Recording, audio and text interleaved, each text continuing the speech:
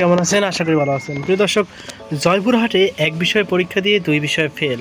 চলুন বিস্তারিত জেনে নিই। প্রিয় দর্শক, জয়পুরহাটে আক্কেলপুর উপজেলার শ্রীকৃষ্ণ দিঘি উচ্চ বিদ্যালয় এক শিক্ষার্থী এক বিষয়ে পরীক্ষা দিয়ে 2 বিষয়ে ফেল করেছে। ওই শিক্ষার্থীর নাম জিতচন্দ্র মহেন্দ্র। সে কারিগরি শিক্ষা বোর্ডের অধীনে ফার্ম মেশিনারি ট্রেডে এসএসসি পরীক্ষার্থী। বিদ্যালয় সূত্রে জানা গেছে, 2024 সালের এসএসসি পরীক্ষায় 14টি বিষয়ে পরীক্ষা দিয়ে কেবল গণিতে অকৃতকার্য হয় সে। পরবর্তী বছরে অর্থাৎ 2025 সালে শুধু গণিত বিষয়ে পুনরায় পরীক্ষায় অংশ নেয়।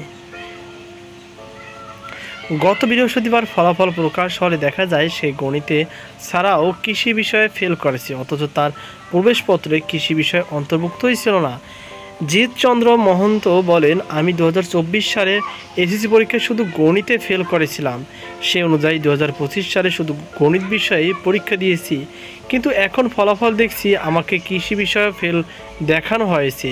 কৃষি বিষয় আমার পরীক্ষার মধ্যেই ছিল না। এক বিষয়ে পরীক্ষা দিয়ে 2 বিষয়ে ফেল দেখে বিস্মিত হয়েছি। বিদ্যালয়ের কারিগরি শাখার সহকারী শিক্ষক ওমর ফারুক বলেন, বোর্ডের কারিগরি ত্রুটির কারণে এমন হতে পারে। নম্বরপত্র দেওয়ার সময় সমস্যার সমাধান হবে বলে আশা করছি। বিদ্যালয়ের প্রধান শিক্ষক মোহাম্মদ রুহুল আমিন বলেন, আমি বিষয়টি শুনেছি, এ বিষয়ে খোঁজ নিচ্ছি। কৃষি চতুর্থ বিষয়ে হওয়ায় চূড়ান্ত ফলাফলে সমস্যা হওয়ার কথা নয়। গণিতে পাশ করেও মোট ফলাফলেও পাশ দেখাবে, তবে আমরা বিষয়টি বোর্ড কর্তৃপক্ষকে জানাবো। তো প্রিয় দর্শক, এই ছিল আমার সর্বশেষ আপডেট। সকল ভালো থাকুন, আজকে পর্যন্ত আল্লাহ হাফেজ।